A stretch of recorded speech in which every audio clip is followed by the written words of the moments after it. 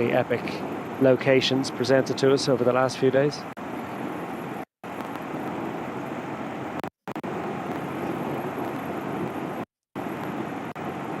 Today's stage starting in the Sperchiada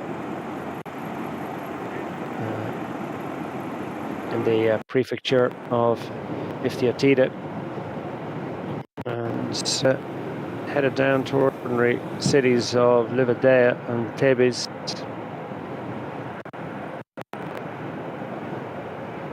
And then heading northeast once again to Chalkida, where we're going to finish today.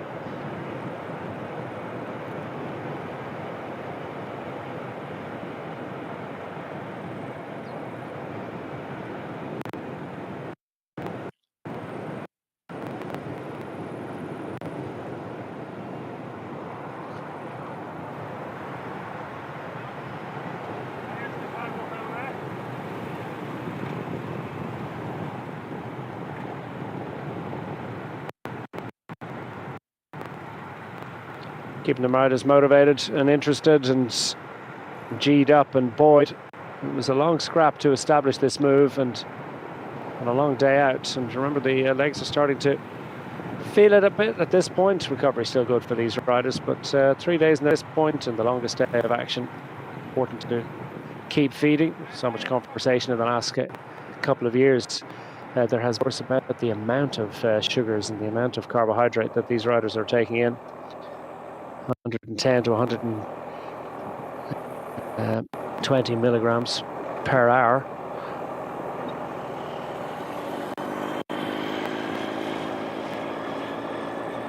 That's a lot of sugar. And interesting to see that the Elkov and Casper squad have decided to take some responsibility for the pacemaking on the front of the peloton. Burgos BH is watching there. Playing a watch. Oh no, I think that is in actual fact TT Investment Squad. They were involved in a lot of the early racing,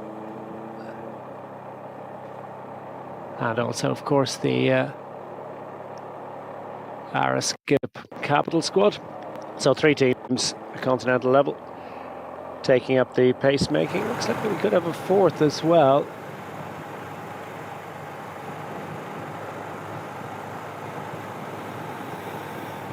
Victoria Sports, of course, involved with the pacemaking at the start of our broadcast. So 4 teams, they've got 4 riders there chasing 4, so that's good news for the peloton. That's good news for the breakaway riders.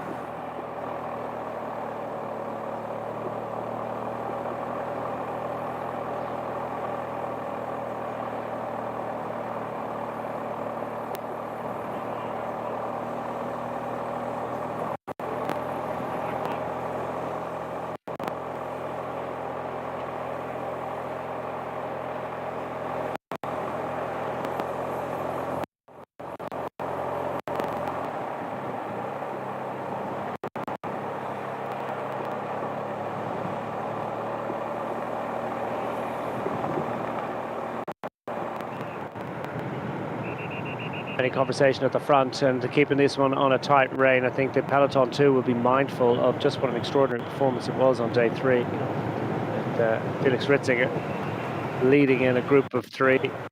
He sort of re-energized across to it, didn't he, with about 50 kilometers to go of that day. And Ritzinger, big engine that he is, team pursuit rider on the track.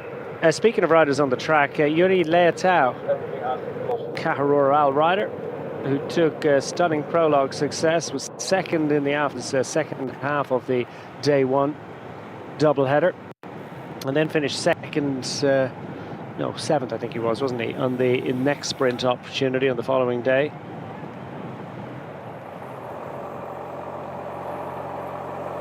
And 7th was actually 4th in the bunch sprint, so Leitao was sprinting very well. It was a great option perhaps for the Rural squad, but unfortunately for them and for him, he was forced to abandon yesterday. It's yet to be clearly established But Yuri Leotau is a European champion on the track. He's a former world champion as well. He's a really strong scratch race and the Omnium rider in general. And he's a superb opportunity for him to gun for glory in the Olympics coming up in July. So maybe, just maybe, he had a weather eye on what was coming up in the next couple of months. And Yuri Leotau, Portuguese superstar, no longer part of this, which opens things up a little bit for the other sprint superstars over the first couple of days of racing. Another rider that's disappeared is the man who took the first Mass Start road race of this event, stage 1B on day one, the second half of that one, besting Yuri Leotau.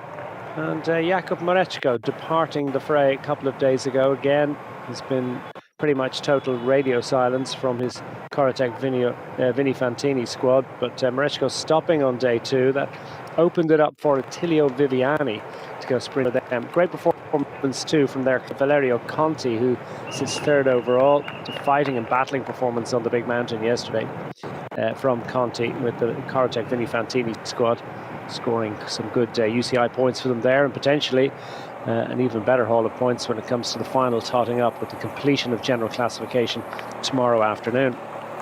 So Conti sitting third. Attilio Viviani's going to replace Jakub Mareczko. Similar kind of sprinter, actually. We'll see how he can manage, or what he can do about improving on the fifth place finish that he managed on that occasion. But it certainly has opened up for a couple of riders who might have found it a bit more challenging. It'll be interesting to see who's going to go favourite. I suppose Viviani, or maybe Bartosz Rudik, who was sixth on day two and then fourth on day three, actually led in the bunch sprint behind the breakaway riders who didn't quite manage to overhaul. So Bartosz Rudik of the ATT Investment Squad did some good riding on the front on behalf of their climbers yesterday. They ended the day in fourth and fifth places overall, courtesy of Martin Dina. Dina did so much to try and win that stage and eventually paid for it a little bit, dropping out. Could potentially have finished second, I think, but was overhauled by Hermann Pernsteiner and then dropped back into the clutches of Valerio Conti, and then attacked Conti and got clear. Looked like he was to secure that third place on the day, and then Conti ground his way back up and had a better sprint in the last couple of 100 metres. So Martin Dina, their Hungarian rider with the ATT Investment Squad, is their best placed rider, but also a really good valiant battling performance from Jakub Truba to get up for sixth on the day and is fifth overall. So fourth and fifth, the ATT Investment Squad, and maybe the potential to go for stage honours today, which is why we're seeing riders from that squad on the front at the moment. The Czech registered team trading pulls on the front. With the riders from the Victoria Sports Pro Cycling team.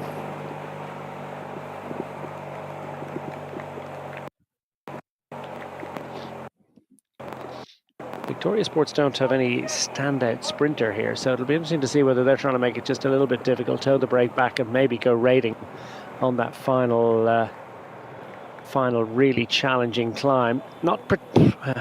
According to the profile, it's just 3.5 kilometers at 3.5% average. I suspect if you condense that distance a little bit, you might find that the average is a little bit steeper than that. A few little lumps and bumps to be negotiated on the way, as you can see, but that particular climb comes... we've got the intermediate sprint coming up very shortly, by the way, so I interrupt this long rambling discourse on what's going to happen at the end of the day to give you some information about what's going to happen at the second sprint of the day. Sorry, third sprint. We've had two already. The first one was won by Daniel Sidlow. No information on who won the second one.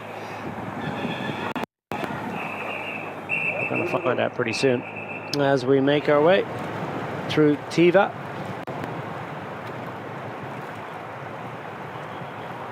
And I wonder, will it be contested? Chapeda is the best placed rider of the quartet up front, but as I say, he's 5:33 down, 13th place overall.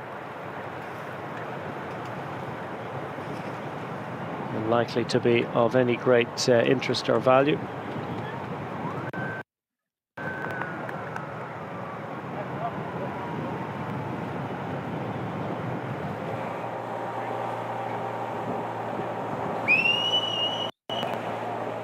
Burgos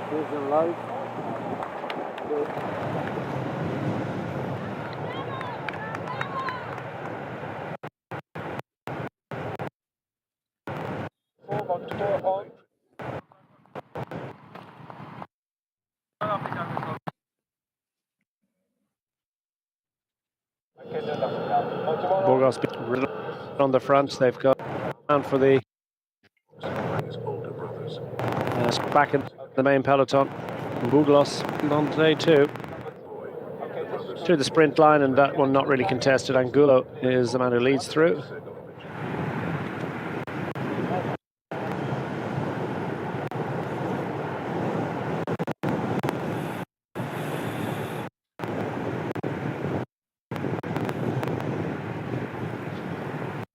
Antonio Angulo taking the top points there and the bonus seconds for what that's worth.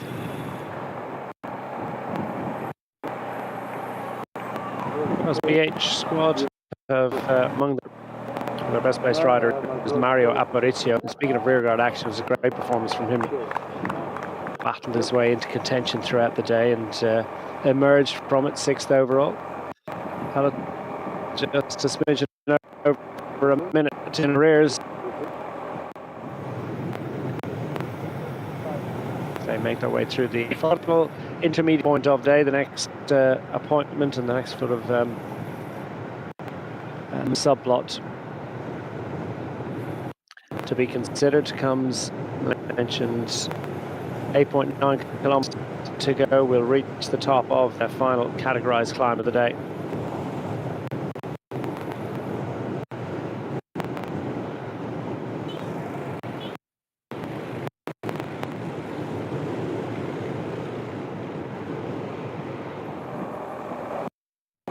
At the bottom of the theoretically 12.4 kilometers, so a way to go to reach that point. But as you can see, the road is a little bit choppier. That particular sprint point reached was about 700 meters at 5.5%, so more a climb than a sprint point.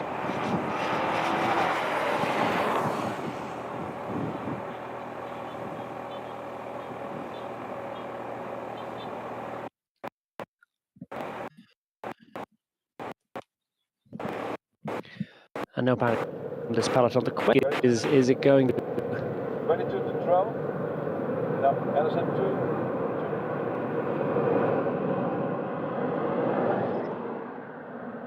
2. Is it going to end up? Will there be any interest from a number of teams that have will be willing to back for the sprint? But quite a few teams don't. In that situation, you get a bit of interest in trying some tack on that finishing climb, or maybe just a counter-attack coming closer to the finish line.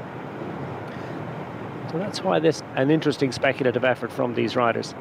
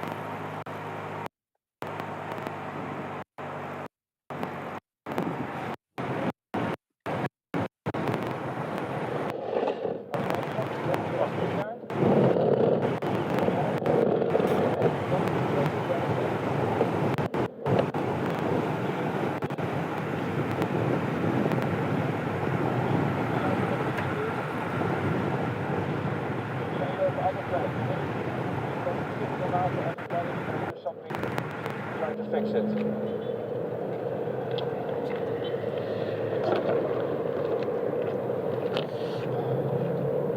Yeah. How get out of that station point, the bridge, I understand. Although maybe not that bridge. They have 2 bridges across the Calcutta from each side of the town. One that they used to use a lot, they don't use much anymore, and a more modern one that was built about 1993. Inside 30 kilometers to go.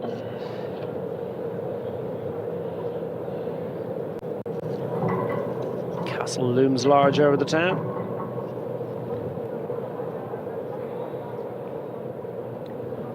Calcutta, or Khalkis, as it's also known, the capital and main port of Euboea.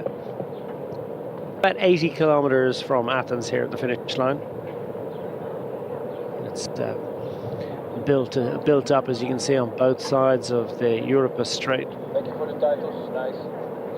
One part is in Evia and the other in mainland Greece. And that little old fortress that we saw there is the Ottoman fortress of Karababa. Okay, Apo, we're going to build something for better internet. I hope you're there. That's great. And the bridges, as you can see, the old sliding bridge, now only used for local connections within the city, and the new Euripus Bridge, a 700-metre long cable-stayed suspension bridge, which was created in 1993. That'll be the sliding bridge you're looking at there. So there's not much slipping and sliding today. Hopefully we're going to get a look at Livadeia. It's a little bit further back the road, and we've passed it at this point, but it's an absolutely extraordinary place called Kria Park, through which the Erkina River flows. And it's a site of extraordinary natural beauty, dense vegetation. Waterfalls, stone bridges, the full works. Extraordinary pretty in this part of the world. And we've been through Thebes, as you've seen. Was known as a seven-gated city, and one of the oldest continuously inhabited cities in the world for 7 millennia. Extraordinary. You're never far from serious history around here.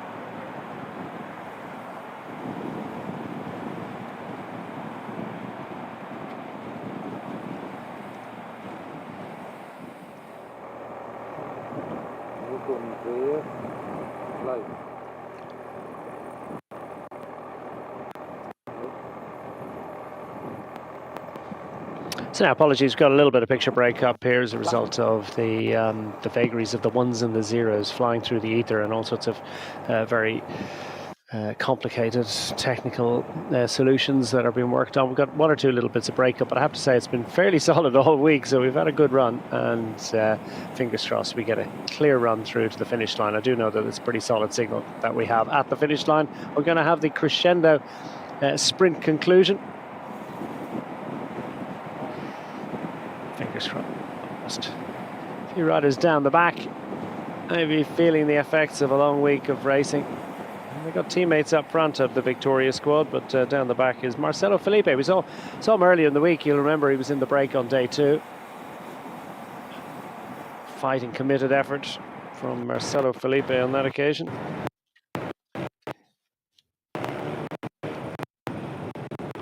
Took the top climbing points, so he was the early leader of the climbers classification. He's a bit further down the order now. That classification, as I said, still up for grabs. And we know that Anton Schiefer took the top points at that particular, the first climb of the day. None of the riders in the breakaway were involved in scoring points on that occasion, so I don't think any of the riders up the road at the moment are going to be a significant factor. There's a special one they built in 93.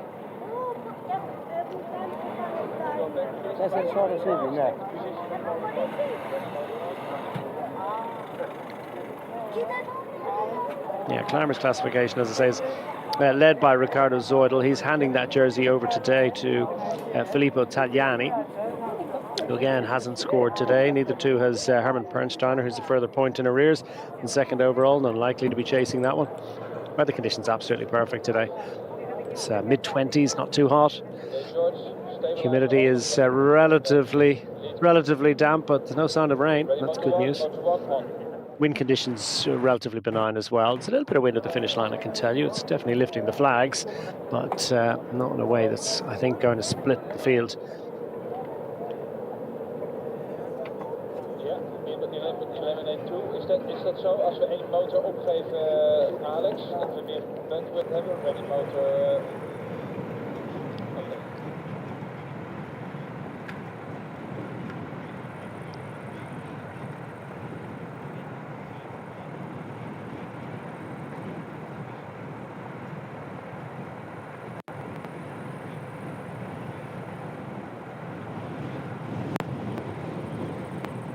Barnas definitely keen to hold what they have there. It's starting to hurt these riders. You can tell each and every one of these investments on the front. A little drag here. It's definitely a little bit of a challenge for these riders. And Barnas, I think, mindful of the fact that should the peloton close them down, 25 to go, well, they're not going to suddenly throttle back and leave them dangle out there. I think they won't be concerned about closing down the break at this point. So he is getting increasingly anxious. So too is young Tyler Hannay, who I think I read in the stats he has had the Isle of Man 25-mile time trial record, which is probably a thing not bad to have. It's an extraordinary island, quite a small community, but everyone on the Isle of Man at some stage tries the bike, and they've produced an amazing array of talent. Tiny population, small island in the Irish Sea, and of course their most famous representative on the international cycling stage is still strutting his stuff. Mark Cavendish took recent stage success in the Tour of Hungary, the launch pad potentially to another successful year, and perhaps his final year. He's tried to retire already, so we make no assumptions. 25 to go. Bernas once again on the front, and every time he makes it to the front, he's got the head dipped, shoulders rocking. Tyler Hannay, who likes a time trial, finds himself on the front and driving hard. And Jefferson Cepeda is, of course, a pretty rider in his own right. And there is another Jefferson Cepeda, of course, in the international cycling peloton.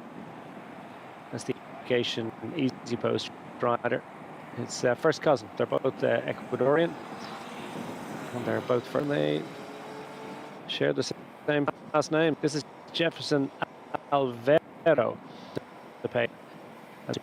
Jefferson Cepeda, former Pan American Championship road race winner, and also former road and time trial champion of Ecuador. Those titles coming back on the same day, the same week in 20.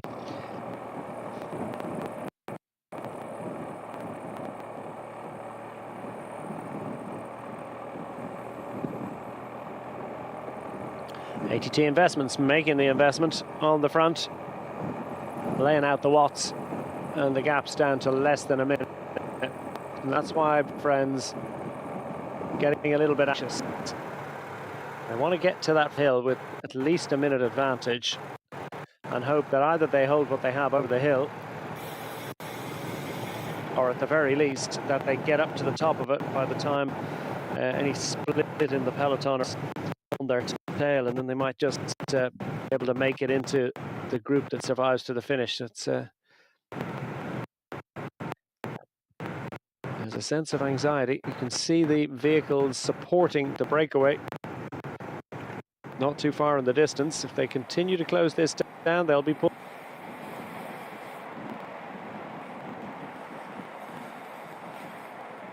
And it's hot and thirsty. Longest stage of the week. Martin Dina going back for a bottle. Best placed rider of the ATT investment squad, but there are riders on the front substantially on the domestic at the moment, trying to close it down for Bartosz Rudik, who's favourite. He's certainly one of the warmer favourites, particular sprint. So Bartosz Rudik with those 6th and 4th place finishes already from the sprints, and having that fourth place finish was a bunch sprint victory behind a 3-man breakaway. So it's in rude good health and clearly in fighting form.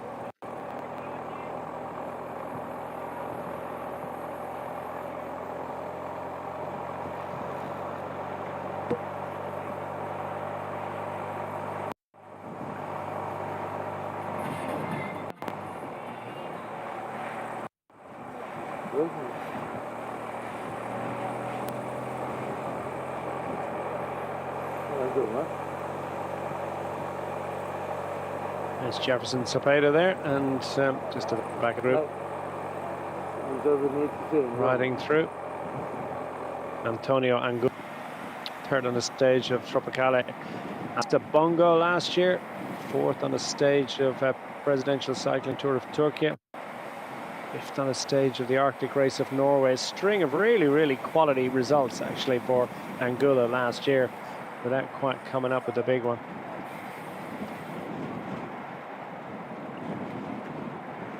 I'm not sure what that one was about. I think he's asking him just to echelon a little across and fan out, provide the maximum shelter for the maximum number of riders that are made available for chasing.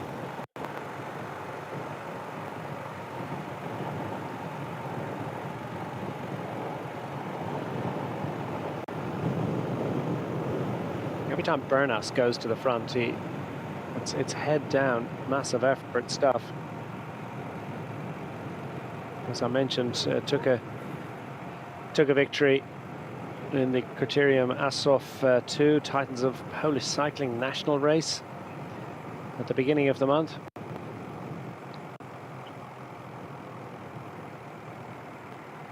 He doesn't want to give up on this just yet. For Tyler Hannay, no standout results so far, but did win a national in Britain already. He was actually has a couple of wins at national level in Britain this year so far. Right. Not too much in the way of UCI competition, but did do the Tour de Loire-et-Cher.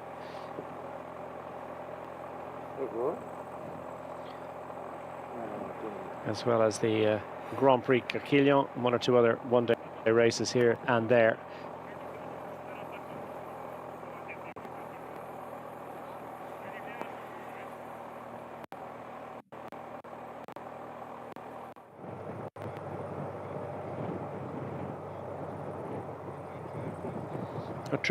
Matos Stocek of the HT Investment Squad. He's the Czech National Road Race champion. And just working his way up just to have a chat with his teammates, to keep them informed of the gap, although that's pretty much self.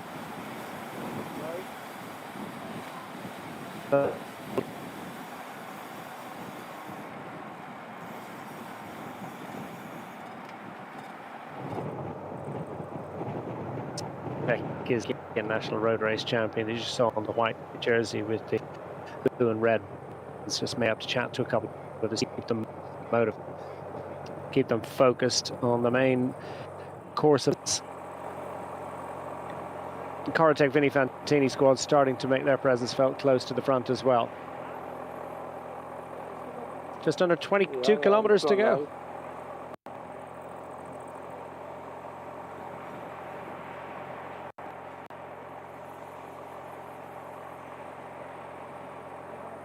Ja, goed, kunnen we naar achteren gaan. Helemaal uit. Ja, doe maar.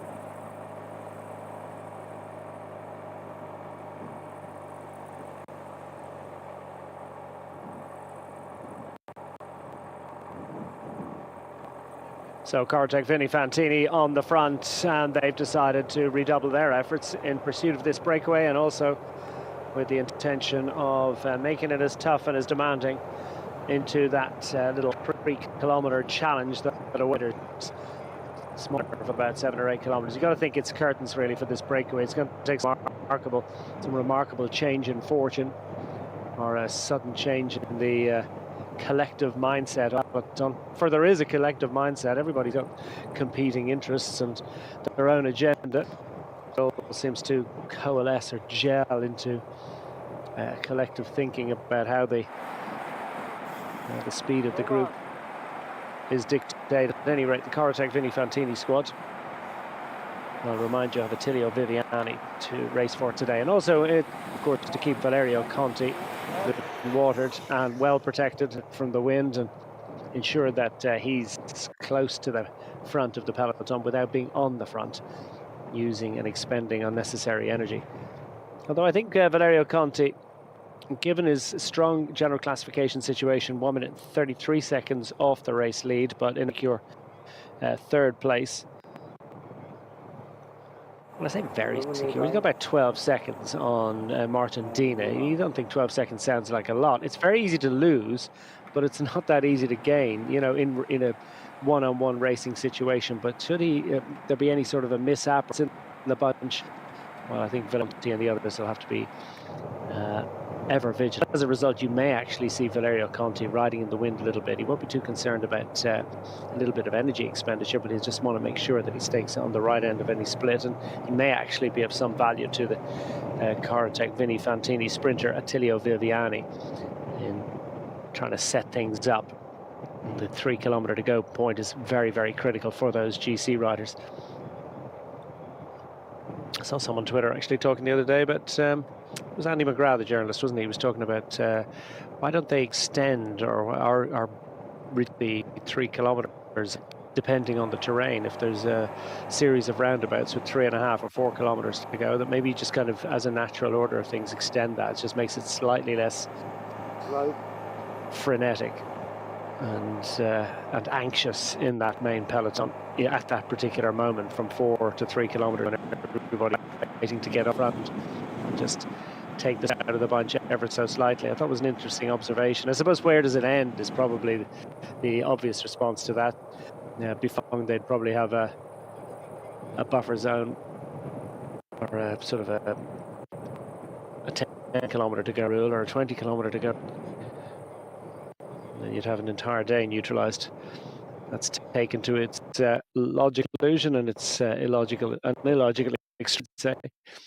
But I like this thinking. You know, maybe at the beginning of the day, the commissars can say, well, look, we'll make this a 3.5 zone or a 4 zone.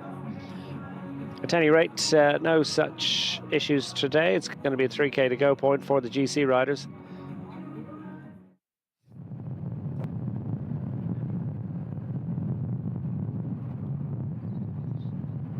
Pavel Bernas head down. He ends his turn on the front. Tyler Hanna.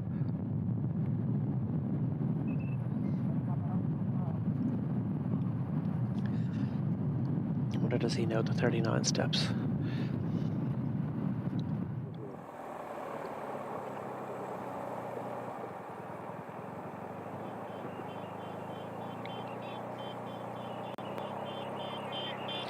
Corotech Vini Fantini available en masse at the front.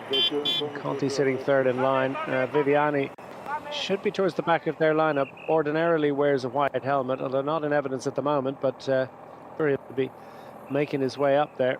The closer they get to that challenging little drag. It's the drag before the drag. Drag in every sense. The group fanning out across the road. No sign of a lack of cooperation between these riders. The gap down well inside half a minute. Are we going to see one or other, or the strongest rider, just try to assert himself?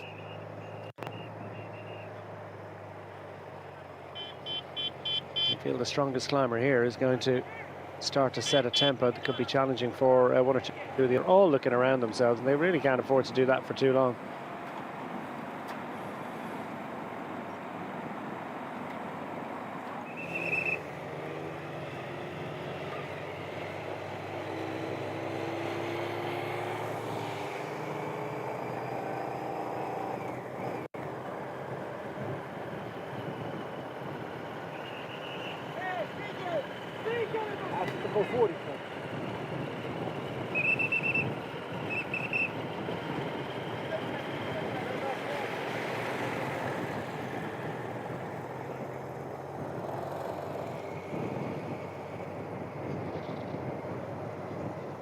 Got a nice side of the motor, supplying us with these wonderful images all week. Great to see him, we're grateful for them. Callum Ormiston, the Global 6 United squad, jogging along in the bunch there, just picked out his number 94, 69th overall, 25 minutes and 8 seconds. He'll do what he can to assist team's sprinter. I think the team sprinter is likely to be James Jobber for the Global 6 United, although they may go freelancing and one or two riders might be able to get there or thereabouts. Their best placed rider, Giacomo Balabio, is 11th overall, 5:10 down.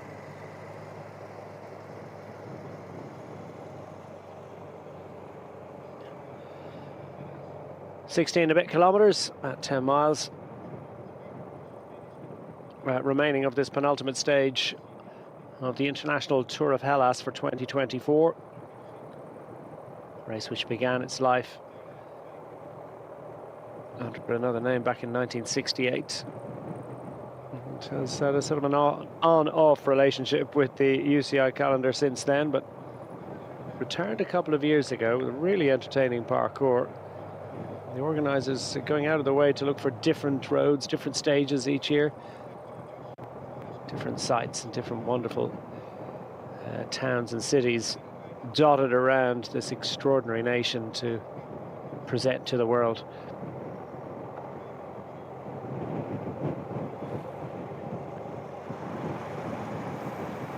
Ritzinger, he's on bottle duty, leader of the points classification, already a stage winner this week, with first and second in general classification in the team.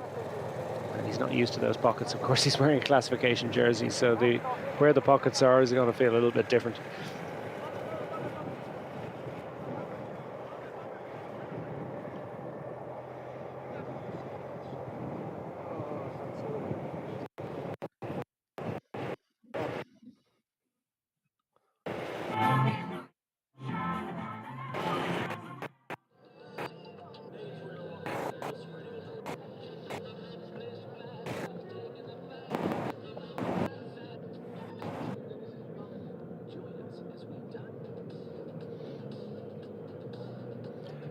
Committed turn by Tyler Hannay as the riders head towards the finishing town on this, the penultimate stage of racing. Halkida beckons for the riders, then they'll have a relatively short transfer through to the start of the fifth and final stage. The Acropolis to the Panathenaic Stadium tomorrow.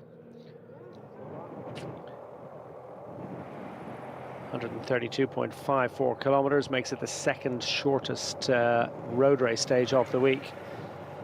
Not particularly challenging in terms of elevation. Series though of fascinating circuits in and around the Acropolis and the temple of the Olympian Zeus. Going to be an amazing stage tomorrow and around the Panathenaic Stadium. That's all to come tomorrow. In the meantime, we've got this blast down to Halkida today, offering an opportunity for riders to scoop an all-important stage success. And the UCI calendar, the main peloton looking relatively content about the situation. We've got that nobody wants to commit to the chase anymore because it looks inevitable they're coming back. This was the point a few days ago at which Ritzinger in particular, the three riders that were up the road in the breakaway, but Felix Ritzinger in particular, Samuele Zoccarato able to give him a little bit of assistance as well. Konrad Czabok, what a great job he did for the Mazowsze Serce Polskie squad of their Pavel Bernas in the break today. But those three that I mentioned, Czabok, Zoccarato, and particularly Ritzinger, kept at it at a point where it looked like it was could potentially come down. Of course, it had down anything like as low as this. They were still well over a minute at this point, with 14 kilometers remaining then.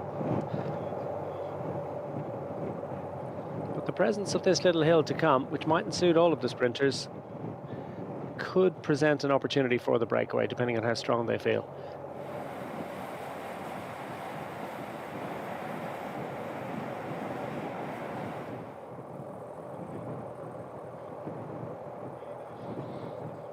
Everybody getting a bit more anxious. The looks at the shoulder a little more urgent. Bernat hits the front, albeit briefly. Turns are shorter now and more committed. Tyler Hannay.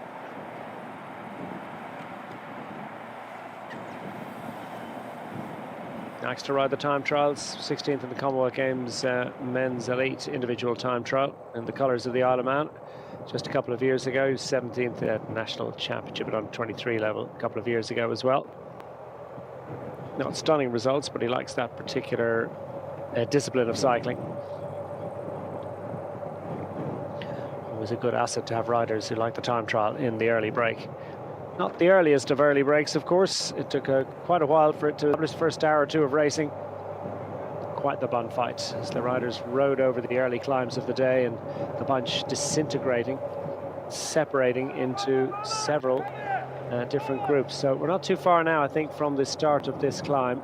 According to the road book, we should be around about now-ish that we ride onto what is about 3.5 kilometers of relatively shallow, but nonetheless demanding terrain for those riders. And will it offer them an opportunity to stretch their legs a bit, or will all hell break loose in the men behind?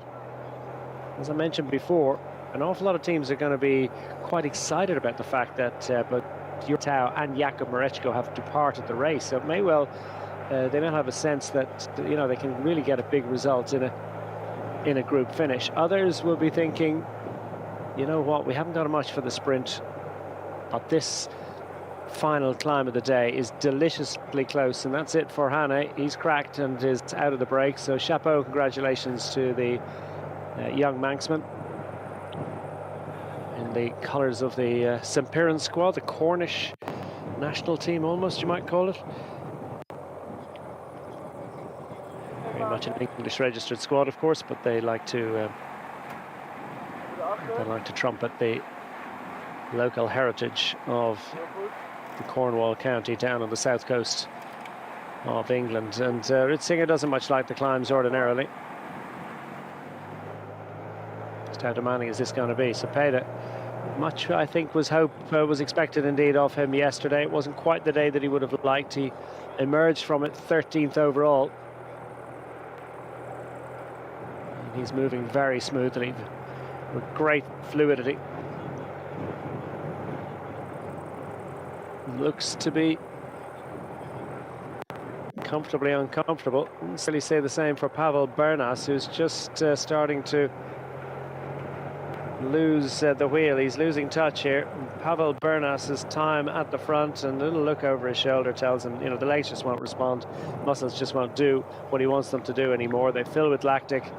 The game is up, and Bernas will just take a moment to relax and then try and get back into that bunch and hang on. But we're down to two, Angulo and Jefferson Cepeda, and it is the best known teams and the highest rated teams in this particular breakaway. Pro team riders. Cepeda on the front for the Rural squad H, represented by Antonio Angulo.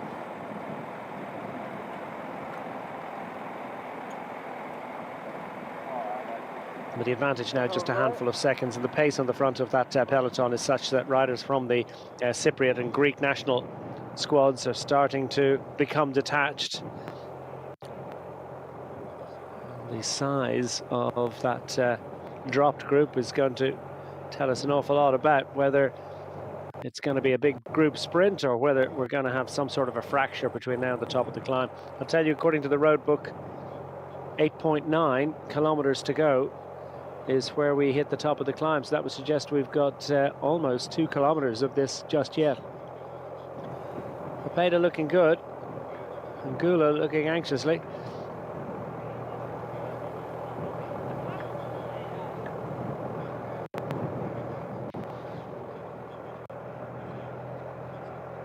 Jefferson Cepeda, 28 years of age.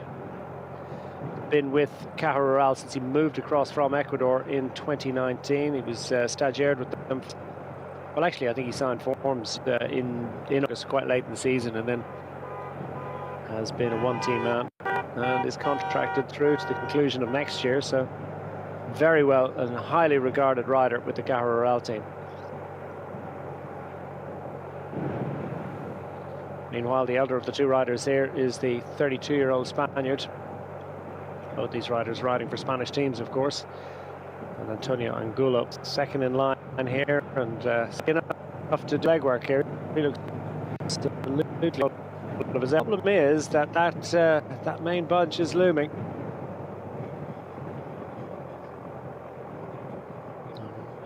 Are they going to be able to get to the top of the mountain in time?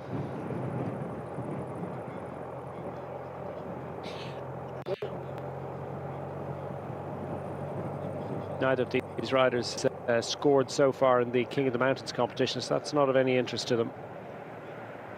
It will be interesting to see if riders from the main peloton might just suddenly make an appearance. Well, Anton Schiefer has actually congratulations in that first climbing stuff that's moved up into the King of the Mountains classification. The early break is back.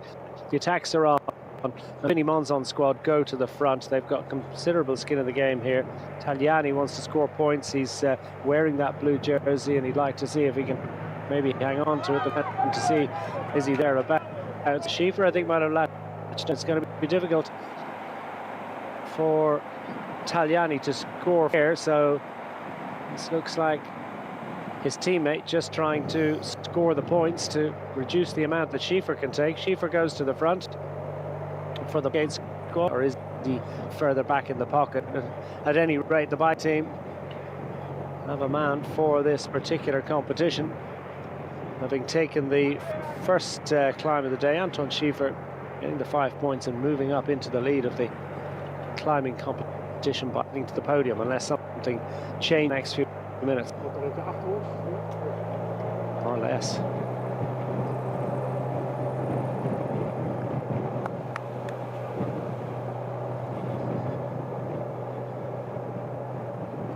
To get the images, I'm not sure what picture breakup you're experiencing, but suffice it to say,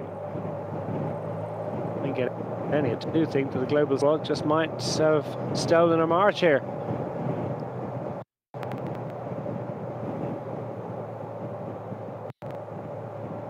Burgos BH team with squad and Cepeda having been overhauled, finds himself fighting a rearguard action. He'll make it back in. We're up and over the climb. I didn't see, unfortunately, due to the picture breakup, precisely where the top of the hill was, but it looked to me as if one of the Global 6 guys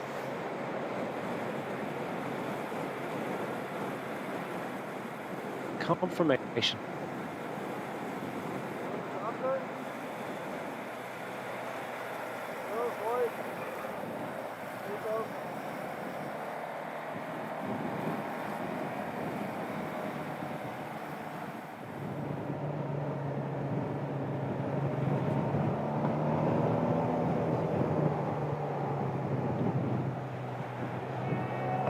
Bardiani, CSF Faizani take it up. We're inside 10 kilometers from the finish line. That was a sketchy little right-hander, wasn't it? Left-hander at any rate. Whatever it was, great little adjustment. Ducked in under the bushes.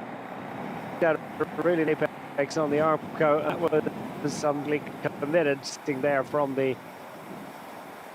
Bardiani's CSF squad as they put their riders into prime position. What have they got in mind today? Well, they've got Panazzi, who finished ninth on day 2. Zuccarello, of course, has been there with his second place finish on day 3 from the early break. Nagi's a useful sprinter as well, but I think it could well be that the Bardiani CSF Faizani squad, which is much pared down. They only arrived with 5 riders. They lost Tollio, so they're down to 4. It's not exactly a big group to organise a bunch sprint. ATT squad want to take it up, having much of the pacing and the legwork, as Cepeda from the early break is just going to pick his own route down the mountain.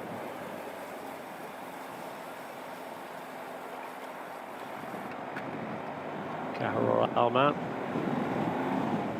riding easy in the wake of the fast-moving peloton. We are Gruppo Compatto, and we're heading towards a big bunch kick. Hard to see anything preventing that. Elkov and Kasper squad put their rider on the front. They've got Lukas Kubis, who's a sprinter, finished 8th on day 3.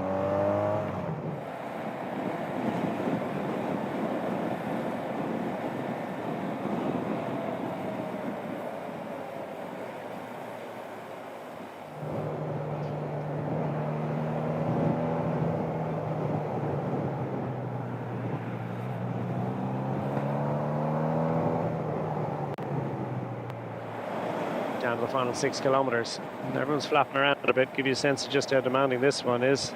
This is Buta, Catalin Buta, with the Vinny Monzon squad. They'll be looking for Lorenzo Cataldo, fifth on day 2. Lorenzo Cataldo for the Vinny Monzon Savine Due squad. And those white jerseys. Can he do about infiltrating? He'll be further and indeed much closer to the front, and this long descent down, it's a much longer descent than a climb because they were riding along something of a plateau. Then they had 2.5 kilometers up to the top, and then a much longer plunging descent. So this one is going to take them down much closer to the coastline, and having command at the front of the peloton is a very useful thing indeed. It looks more like a racetrack with the Armco tire barriers on the outside of those bends. Very beneficial if you're in a fast-moving motor vehicle. Maybe of some value to the cyclist, but we hope that no one has to have recourse to use those particular protective barriers. Great image of a fast-moving bunch stretched thin, a long way from the back to the front. Oh, riders down in the middle of the peloton, and oh, crumbs, we were kind of concerned about that. Was that a touch of wheels, or was that just the slightly dusty surface? No time to take it on board. It looked like just a couple of riders went down. Let's get a look again. And I think it was just the whiplash nature of the switchback left and right. Looks like a rider from the Elkov and Kasper squad, potentially one here, but regardless of that, we're trying.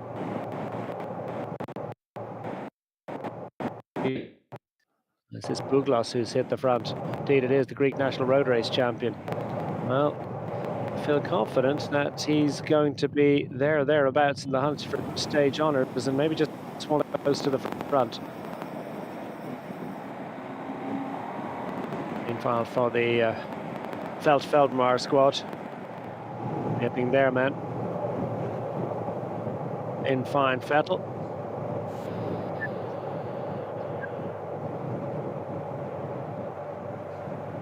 Doesn't want to be on the front. Is he going on the attack? Why not? To give the local fans something to cheer about. And this was the late attack that I thought might be possible, as the clear organisation, not quite as obviously possible and a little bit more difficult to achieve. Buglos has reached out for glory here. He sprint out the road here a little bit, and the Bardiani squad are not going to give a rider of his calibre and ability much rope. He knows that descent, though. I think everyone was mindful of just how challenging and technical it was.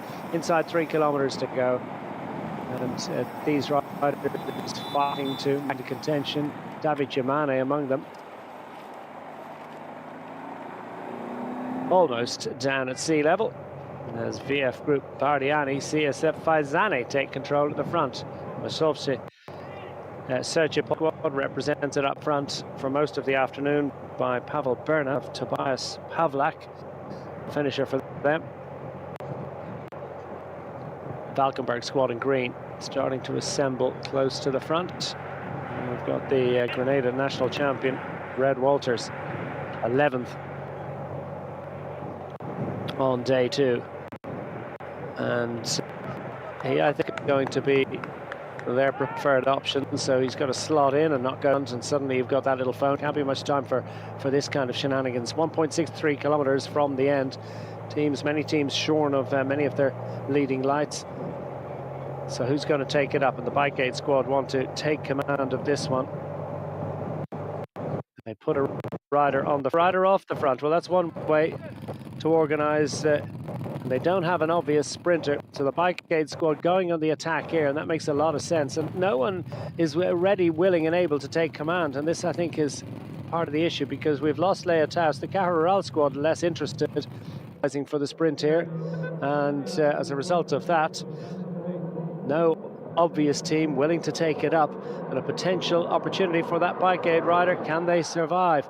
Well, the fast-moving peloton in pursuit of a lone rider who has just a handful of meters clear, and as we look at the swarm of almost buzzing hornets down in the distance, pick up the motorcycles again inside the final kilometre. We're charging to the line here. The Breakaways hopes and dreams are going to be crushed on this occasion as the Burgos BH squad try to get themselves organised. Is it going to be for Aaron Gates? Looks second in line, so I think he might mind it to try and setting up. Buglos is still in position into the final bend. Buglos going for glory here for the Greek national champions colours on the front. The Burgos BH have a nice little piece of organisation. Put another rider onto the front. Could be Gate again as they stretch it in into the closing moments of the fourth stage of the International Tour of Hellas, coming down to a big bunch kick.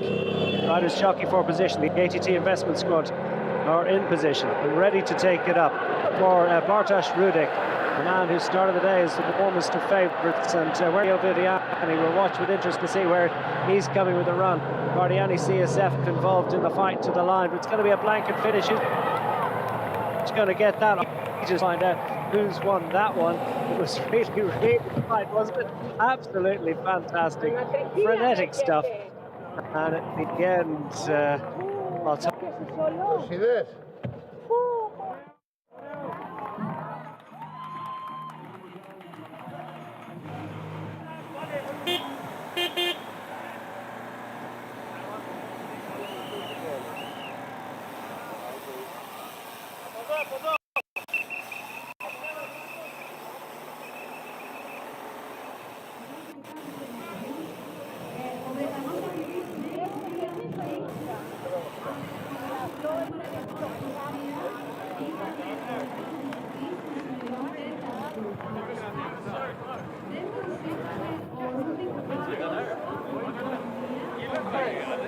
Did I just win? I was down the centre, I was like 10. You look like you came around the outside. You were like, I can't get anything over the radio. probably stop with Harry. Harry bit it. Fair play. I think we're all in the top 20. Yeah, we're all up at the end. I was going for a late surge. Just descending like that's a madman. Just start at back. Fair play if you've got that. It was so It was you or were you in front of the ice room? Fuck off. Were you in front of the ice room? Winner. Yeah. Oh, because I... You won! Mate! What the fuck? Look here. That means all that stuff. They've got the victory.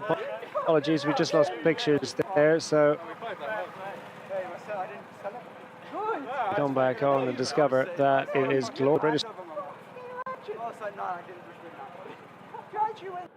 Well, they can barely believe it. Was it Harry Birchall? We wait for confirmation of that one.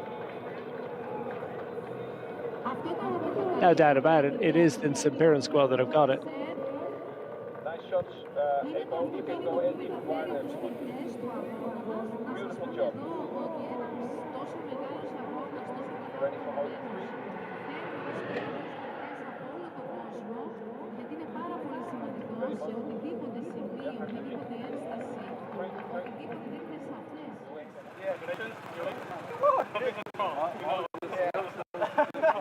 Well, they're waiting for full confirmation. Said you can be confident. First to the line.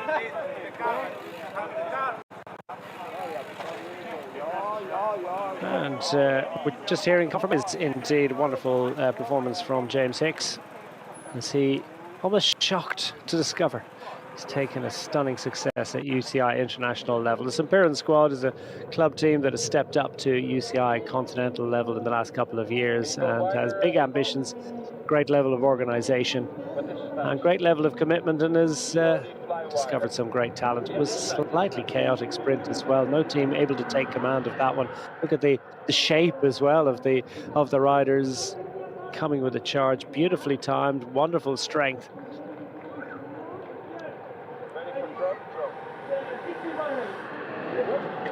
And a glorious result for James Dylan Hicks.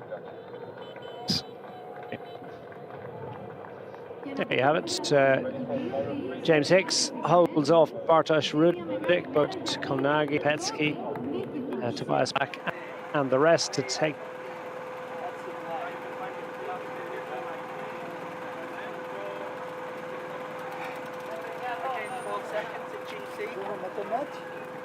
Ja, is het doen. Zo'n alleen luid. Oei. Ja, snap ik wel, hè.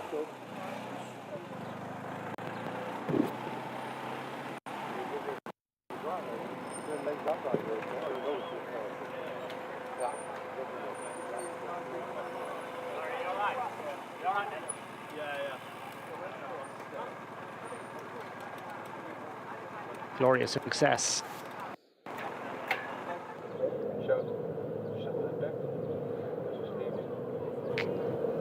Pipped at the post once again. He'll have another opportunity tomorrow.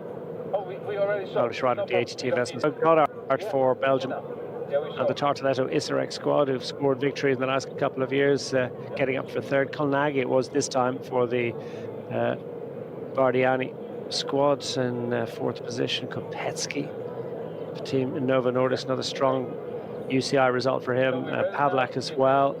Arvanitou for the Greek national squad, getting up for another fine top 10 finish. Blake and Yoleto, not for the first time this week as well in that top 10. Tagliani wearing the Mountains jersey and up for top 10 finish in ninth. And David Gonzalez. So we still got Apo.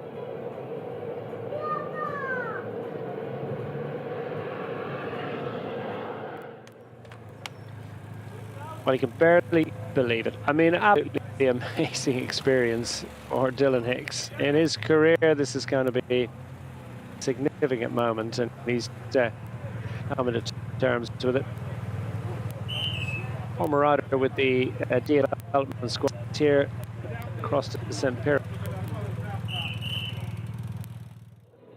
And by my calculations, the first ever at UCI level for him. Some good results at national level this year, including victory at the Stars of the Southwest race, but that's completely different. And this is a massive result. Like a minute, then we have it when the drone has to go down. It's his third year of UCI racing.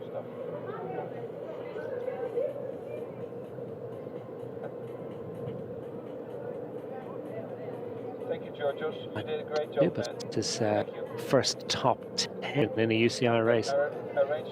He did, as a junior, have a second place finish in the Trophy van Vlaanderen in Belgium, but this is very much a senior race. 8th in the British National Junior Race Championships a couple of years ago. This on another scale again. And that was a great image. We'd love to see that one again as well. The blanket finish and so many across the road. Slightly chaotic conclusion to it. We struggled a little bit for images, so apologies for that, but it has been a slightly demanding day in many ways for so many of the squads and everyone involved, but ultimately a day of great glory and great success, and a day that the St Piran team will remember for quite a long time. All right.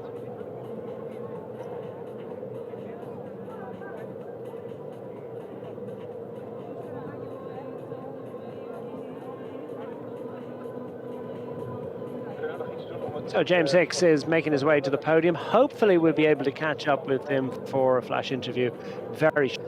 And we're looking forward as well to seeing him presented to the crowd here at the finish in Calcutta. on the winners' podium not too long from now. No change overall as well, of course. 9 of any of the major general classification contenders distanced in that final push to the line. So while we await full confirmation of the finishing results, I think we can safely say there hasn't been no effect on general classification. So Ricardo Zoidl will hold the race leader's jersey into the final stage tomorrow.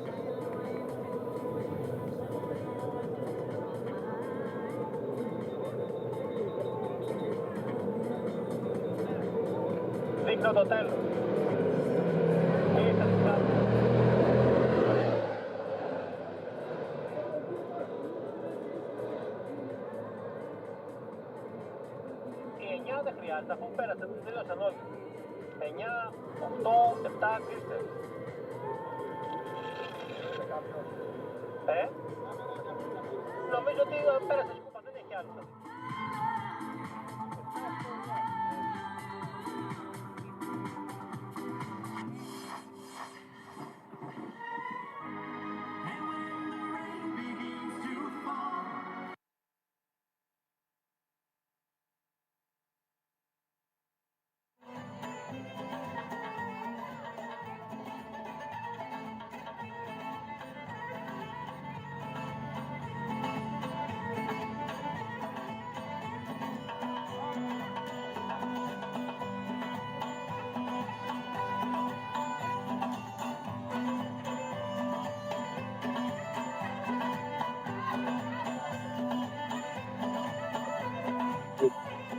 Overhead shots as the riders blasted down the coastline.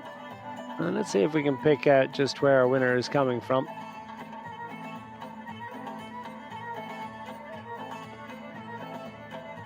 And that was...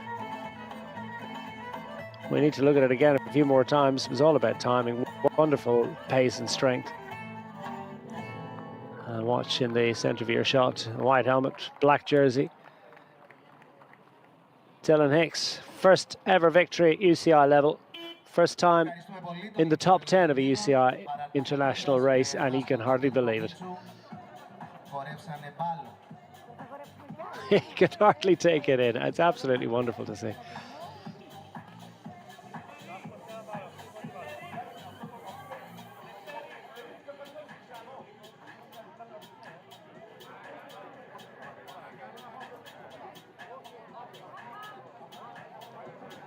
Just 20 years of age.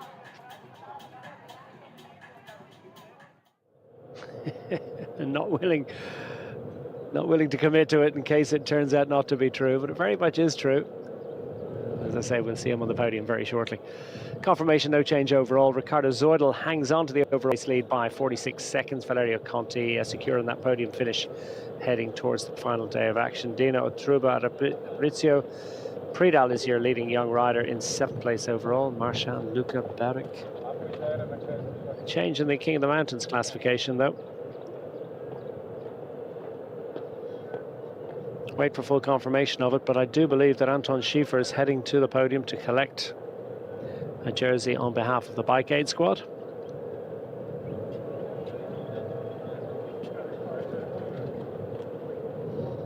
Oh, what a day out for the St. Piran squad. In the break all day, Tyler Hannay representing the colours, and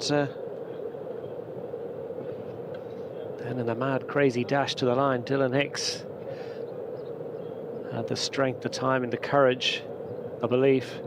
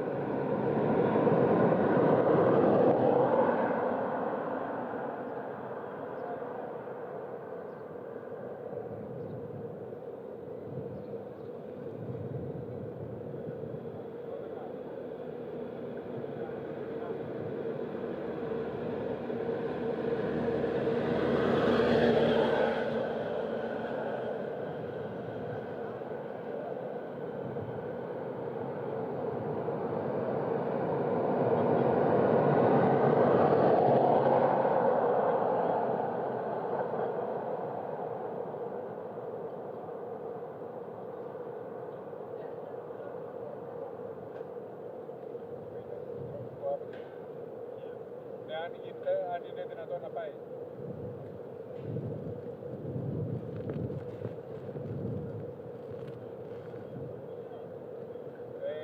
Ρυθμίσει λίγο τη 10. Τη 10, όχι τη 12, τη 10 που είναι στη συνέντευξη. Γιώργο, θα πάμε συνέντευξη από τη 10.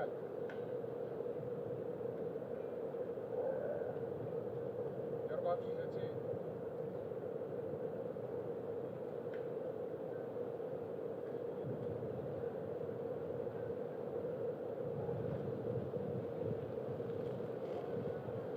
Γιώργο, είμαστε εντάξει με τον ήχο.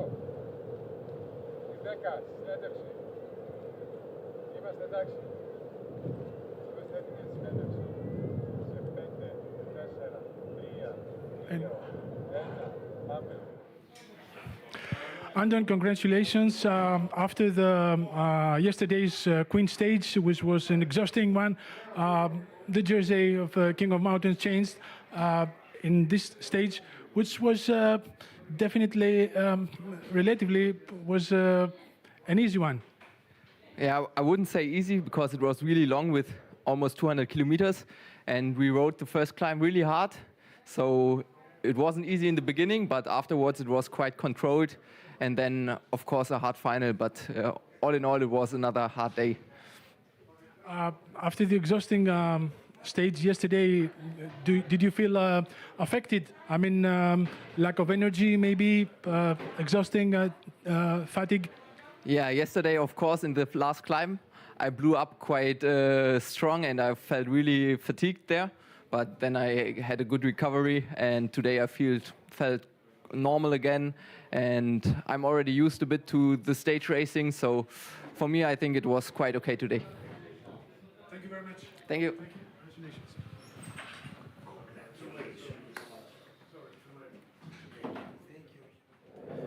Yeah, well done and congratulations to Anton Schiefer as your new leader of the King of the Mountains heading into the final stage. He's going to take some beating, and he will already have done, because there's very few points to be distributed on the final day of racing, which is Bilden's set up, teed up as one for the sprinters. Just one categorized climb according to my the little bits of information that we've been given. Yeah, 1/3 category climbs, just 3 points on offer, and I think he may well have a bigger advantage than 3 points in that. Let's get a look at that. Oh, it's finally poised, just 2 points for Anton Schiefer in the leader of the King of the Mountains classification. Having said that, I don't think Ricardo Zoil is going to go looking for that. Tagliani might. Tagliani worried to take 3 points, and make it very interesting indeed. Although I think Schiefer has a second cat climb. Oh, that could go down to a count back on who's got results at higher category climbs that were Tagliani to take. And of course, Anton Schiefer could just as easily be second across the line. That would do it on that occasion. Schiefer looking very strong to take that jersey now, all the way to conclusion.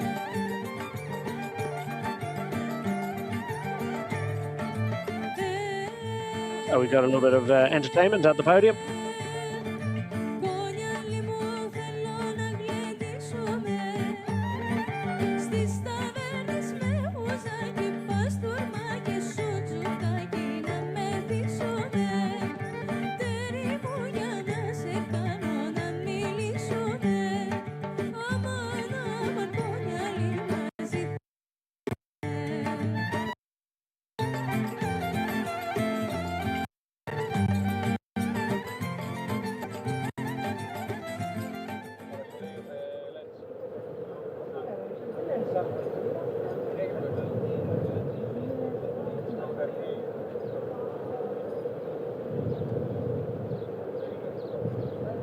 Έλα. Σ' άκουσα. Ναι, δώσε.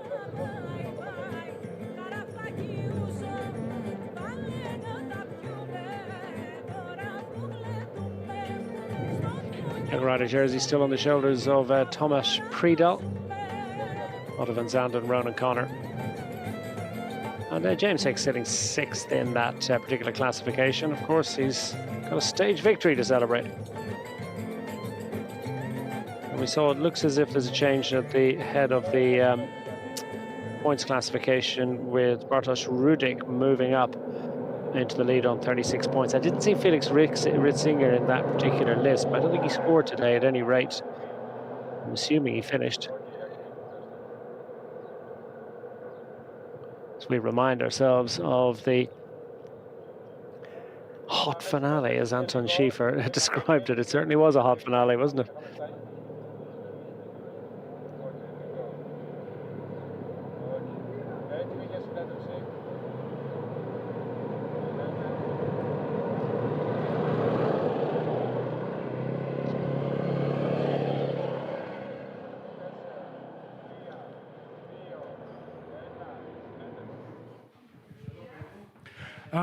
Congratulations. Let's hear. Stage winner. A bench sprint and in the home stretch. How do you feel about this win, which I believe is your first professional win? Yeah, it's my first pro win. It was a pretty sketchy descent down to the bottom, so over the top we knew we needed to be top 5 wheels, really.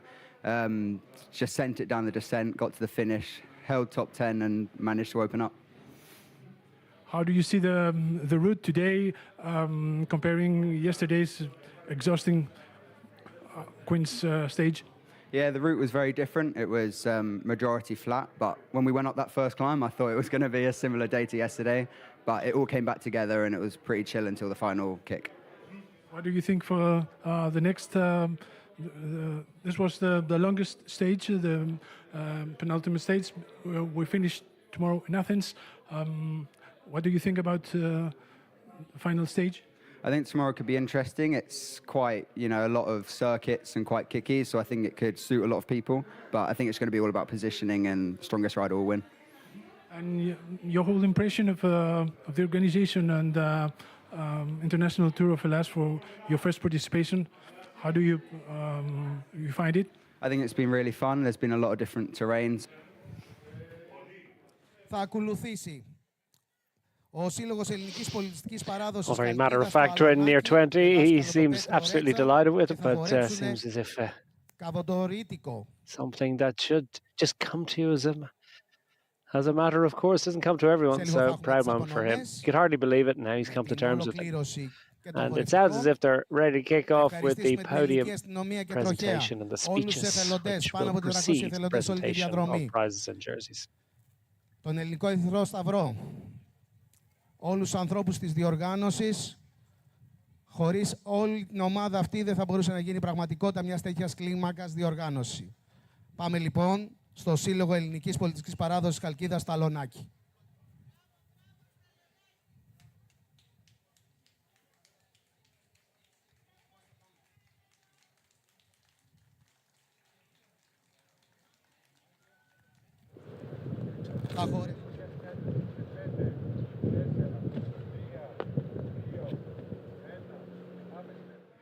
So, congratulations for taking the jersey of the best young rider in this stage. Was it a difficult stage today? Yeah, for sure. It was super long for me, and I had very bad legs on the first climb. But my team, especially Matěj Zahalka and Tomáš Udržalek, did a super job, and they was able to come to the peloton with me, and then we was keeping a good position all the day, and yeah, it was good. You think you will keep the jersey till the end? Yeah, I hope. We will make everything it will be possible, and we will see. How did you find the stage today? What? The stage today, how was it for you? I mean, about the tactics of your team, about the profile of the route. We want to try save as much as possible energy, but we didn't expect a super hard pace on the first climb, where we dropped. But how did I say? We was able to come back, and then we was we was keeping a good position. Thank you very much. Thank you. Good.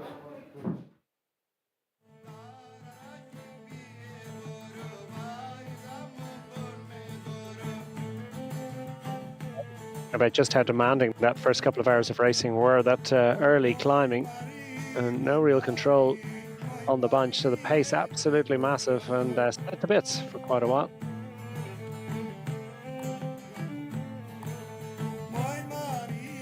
As Thomas Friedel that we just were introduced to, and he's got a commanding advantage in that young rider classification, 7th overall heading into the final day and leading the young rider classification. He's got a white jersey to wear all the way to potentially the finishing podium in Athens tomorrow.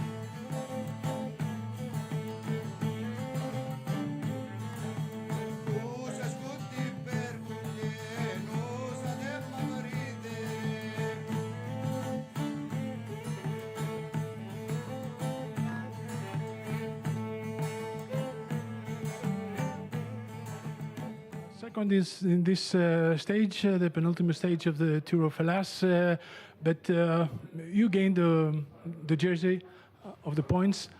How do you feel about this win, and how was the stage today? The stage was pretty good, but pretty hard for me also because the climbs, the first climb and the last one. My team did a very good job. I'm very proud of him and thankful. We fight for the win, but second place is also good for us. And the point jersey, yeah, it's also good, and it is very motivating for us for tomorrow's stage, the last stage. And we will fight to defend this and also to gain the points on tomorrow's stage. Yeah. Did you feel affected by yesterday's Queen stage? Maybe some kind of exhausted of lack of energy? Yeah. Yesterday's stage was very hard. Almost 4,000 elevation. Was very hard, especially for me, because I'm not the smallest guy in the peloton.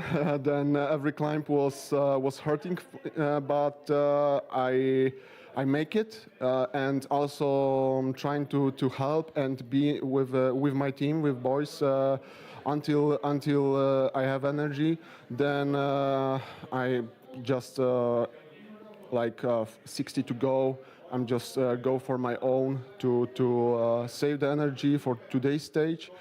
Yeah, for sure. Yesterday's stage is still on my legs, but this is not to defeat me to fight today. Yeah.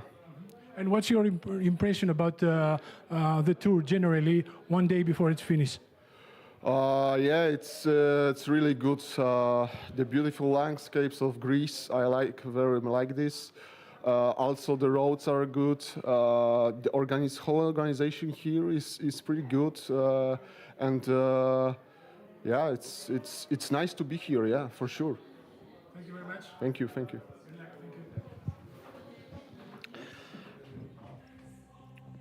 Bartosz Rudek's having a pretty good week. He has another top 10 finishing position to celebrate, albeit so close to major international stage race success today. But he has got an interesting and very useful consolation prize. He's got the lead of the points classification into the final day. Some bonus seconds are at the road, so I feel that Felix Ritzinger might have an interest in trying to get into an early move. He'll be a dangerous man to let up the road. But the overall general classification controlled by Ritzinger's teammates, Ricardo Zeudel and Hermann Pernstein. A good week so far for Austria. And next best, Valerio Conti in third place. Ricardo Zeudel very shortly to be presented to the crowd down here at the finish line in Calcutta today.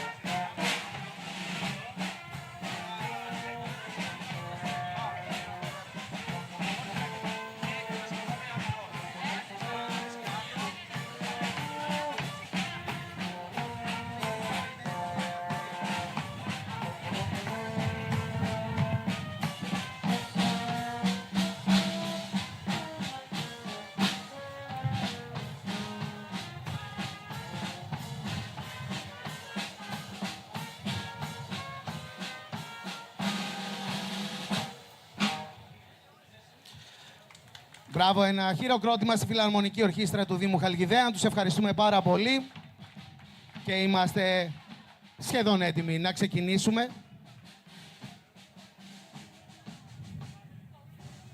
Ωραία. Θα απολαύσουμε το Λύκειο Ελληνίδων. Παράρτημα Χαλκίδας με δάσκαλο τον Πέτρο Μίτσου. Θα χορέψουν ένα μπάλο.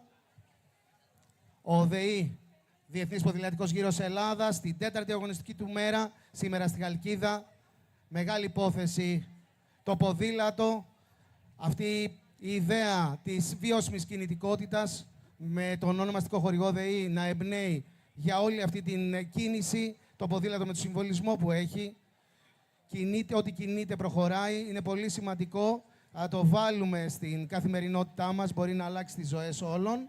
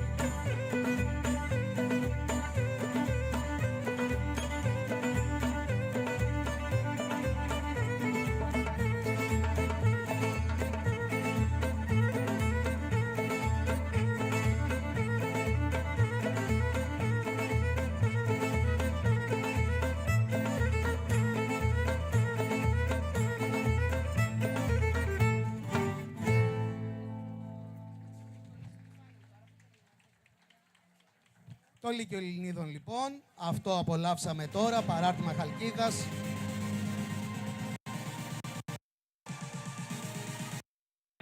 Λοιπόν, να σας ευχαριστήσω και εγώ με τη σειρά μου που είστε εδώ. Μαζί με τον Λευτέρη Πλακίδα θα σας παρουσιάσουμε την τελετή απονομών σε αυτό το τέταρτο καταπληκτικό ετάπ του τρίτου ΔΕΗ Διεθνής Ποδηλατικός Γύρος Ελλάδας 2024. Χαλκίδα, ευχαριστούμε πάρα πολύ για τη θερμή υποδοχή και για την καταπληκτική αυτή φιλοξενία. Είστε καταπληκτικοί, τέταρτο ετάπ σήμερα. Βλέπουμε στο βίντεο ο ονομαστικός χορηγός ΔΕΗ, ο ΔΕΗ Διεθνής Ποδηλατικός Γύρος Ελλάδας, έχει ονομαστικό χορηγό την ΔΕΗ, με αφετηρία τη Θεσσαλονίκη, Θεσσαλονίκη Κατερίνη, Κατερίνη Καρδίτσα, Καρδίτσα Καρπενής, Περχιάδα, σήμερα στη Χαλκίδα, αύριο στην Αθήνα, με τερματισμό στο Καλιμάρμαρο στάδιο.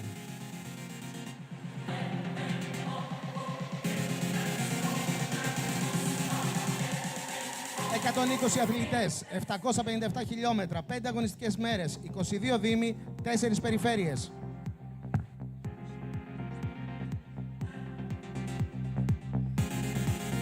Μια διοργάνωση Υπουργείου Αθλητισμού Cycling Greece με ονομαστικό χορηγό τη ΔΕΗ.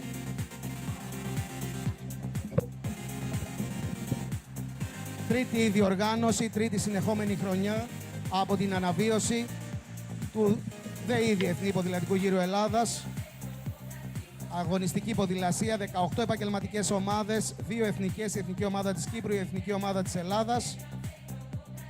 Αθλητές με υψηλές προδιαγραφές, τους είδαμε χθες στο Βελούχι, σήμερα στον τερματισμό εδώ στη Χαλκίδα. Επαγγελματίες από διαφορετικές χώρες, είναι μία, σαν αν ήταν ποδόσφαιρο, ήταν ένα Champions League, με επαγγελματικές ομάδες, αθλητές από όλο τον κόσμο.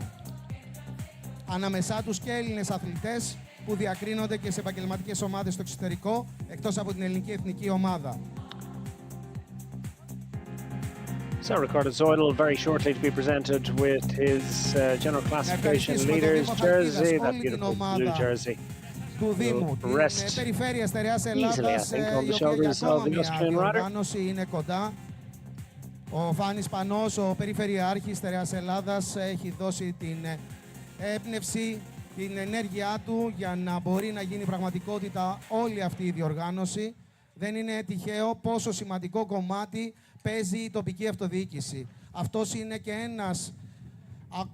μια ακόμη παράμετρος πολύ σημαντική. Εκτός από την τηλεοπτική μετάδοση σε 174 χώρες, είναι πολύ σημαντικό η κινητοποίηση της τοπικής κοινωνίας, η βοήθεια και η υποστήριξη από τους εθελοντές, πάνω από 400 σε όλη τη διαδρομή.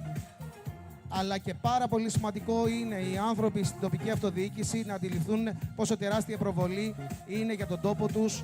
Σήμερα στη Σπερχιάδα μπήκε στο παγκόσμιο χάρτη της αγωνιστικής ποδηλασίας. 174 χώρες είδαν την εκκίνηση στη Σπερχιάδα. Ένας τόπος μαγικός, όπως και πάρα πολλά κομμάτια. Αυτή ήταν και μια απόφαση από το Υπουργείο Αθλητισμού, από τον Υπουργό Γιάννη Βρούτση, να περάσει από το υπηρετικό κομμάτι στην Ελλάδα, να μπει από τη Θεσσαλονίκη, να κατευθυνθεί στην Αθήνα μέσα από αυτά τα μαγικά τοπία, από αυτά τα ωραία βουνά, τις πεδιάδες, τους κάμπους, τα ποτάμια, τις λίμνες.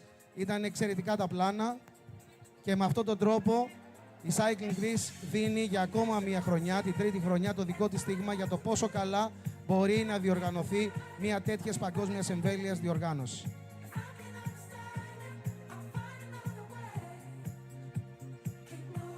Είμαστε έτοιμοι για να ξεκινήσουμε τις απονομές. Είναι εδώ οι αθλητές. Έχουν περάσει και anti-doping control. Είναι αυτές οι διαδικασίες που πρέπει για να μπορούν να αναγνωρίζονται οι χρόνοι και τα ρεκόρ που κάνουν.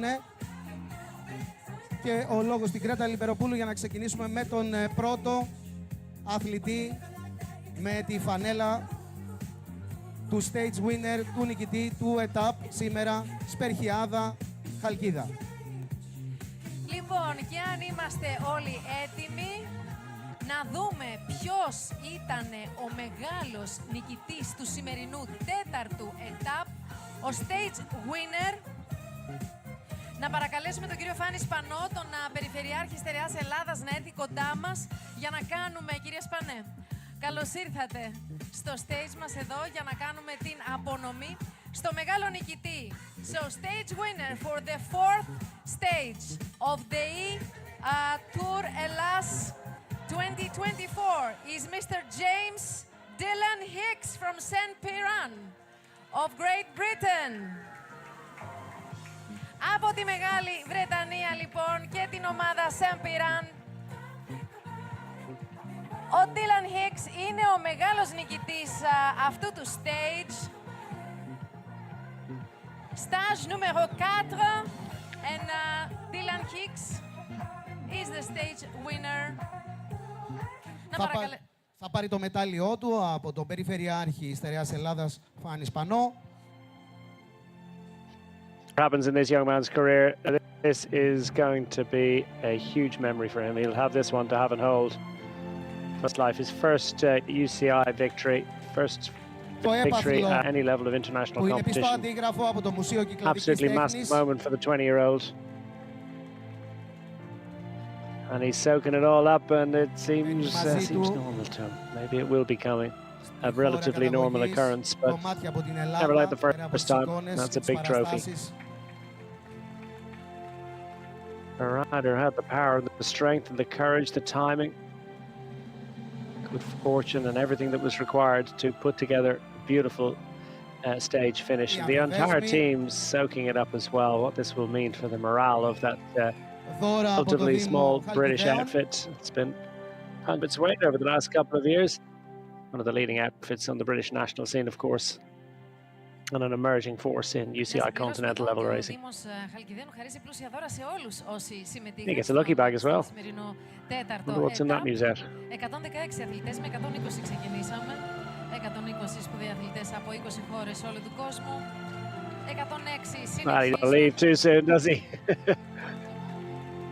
Soak it all up, take it all in. Dylan Hicks, your winner of Υπάρχει πάντα και η Σαμπάνια, η έκρηξη αυτή της Σαμπάνιας βγάζει όλη την πίεση για την οποία πάλευε 200 χιλιόμετρα. Ο ποδηλάτης είναι μια αίσθηση που πραγματικά την απολαμβάνει αυτά τα δευτερόλεπτα για τη συνεχόμενη προσπάθεια και του ίδιου και όλων των συναθλητών του φυσικά. Expertly, he's a pro. Had a few wins on the national scene, of course, in Britain already this season. He's claimed some big scalps today. Huge win for Dylan Hicks.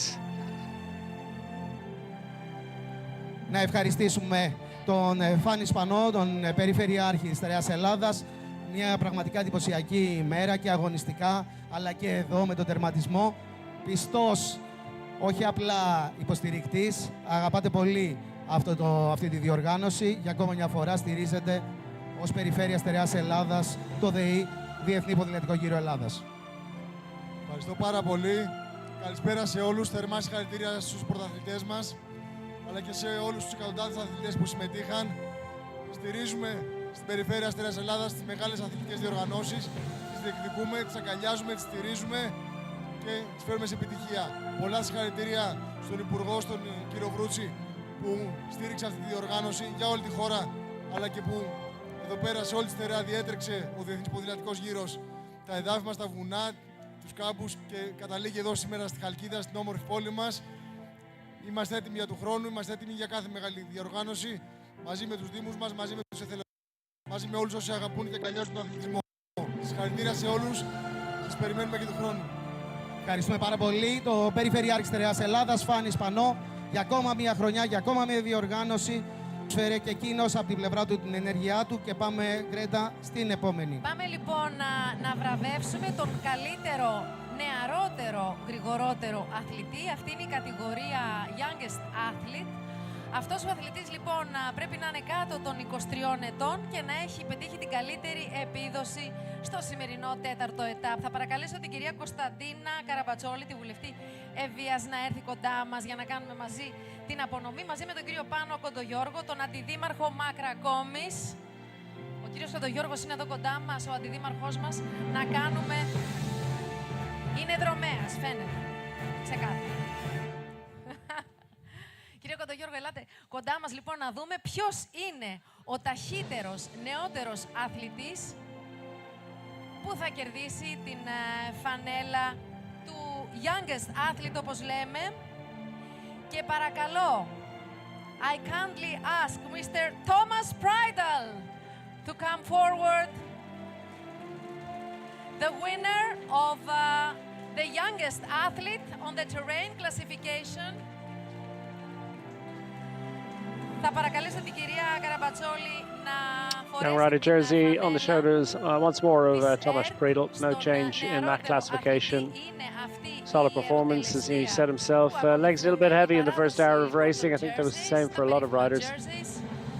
But safely in the main peloton to defend that jersey. He's got a nice top 10 situation on general classification as well. And the Czech rider of the Czech squad sitting pretty with a white jersey to defend. Στον Thomas Bridal της ομάδας Elkov Kasper. Elkov Kasper team from the Czech Republic. Thomas, congratulations to you and good luck for tomorrow as well. Θα πάρει από τον Αντιδήμαρχο και την αφοδέσμη και τα δώρα του Δήμου Χαλκιδαίων.